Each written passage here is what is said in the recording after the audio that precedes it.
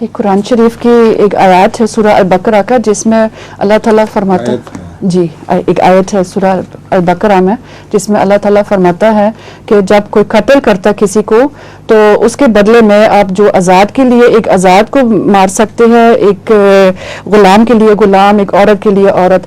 تو وہ پوچھتی ہے کہ غیر عمدی، بعض غیر عمدی کہتے ہیں کہ یہی بنیاد ہے کہ جہاد کرنے کا، کہ یعنی کہ زبردست جہاد کرنے کا، قتل کرنے کا. اس کے ساتھ کوئی تعلق نہیں، اس کو قصاص کہتے ہیں.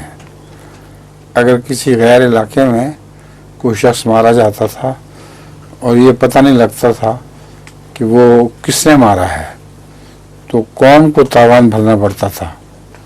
اگر وہ آزاد تھا تو قوم کا آزاد پکڑ کے اس کو مارا جائے گا، قوم کو خود پیش کرنا چاہیے. اگر وہ غلام ہے تو قوم کو اپنا کوئی غلام پیش کر دینا چاہیے. اس خوف سے کہ پھر پکڑا جائے گا، وہ قوم قتل و غارت سے، رستے لوٹنے سے باز رہتی ہے. اس کو قصاص کہتے ہیں. اس کا اس مسئلے سے کوئی تعلق نہیں جو یہ بیان کر رہے ہیں. لطیفہ بھی تھا آپ کا کوئی؟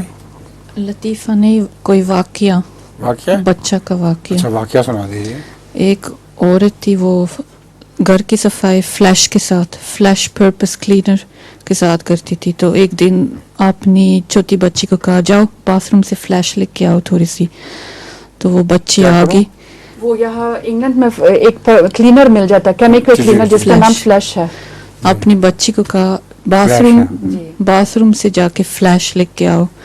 تو وہ بچی چلی گئی، واپس آ گئی باکٹ میں پانی کے ساتھ. تو ماں کہتی یہ کیا ہے؟ کہتی آپ نے کہا فلیش لے کے آؤ تو میں نے ٹوائلٹ میں فلیش کر کے اس کا پانی لے کے آئی. اچھا ٹھیک ہے.